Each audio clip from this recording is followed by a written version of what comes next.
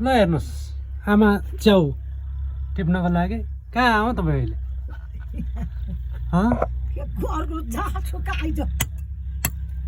भयो क्या भयो छोडिदिनु अब छान्नु पर्ने भयो च्याउ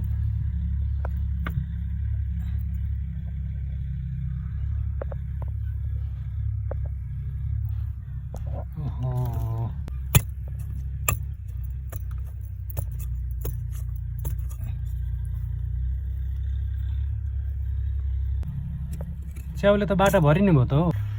आमा यो रोपेको हो कि के हो रोप्यो भने नरोपे हुन्छ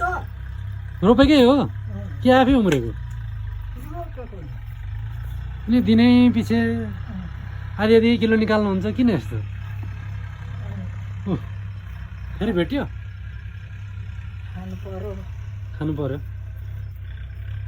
खानु पर्यो खानु पर्यो यो भरे खानु कि बासी हुने भयो क्या धेरै झिकेर च्याउ नै बनाउनु पर्यो आज पनि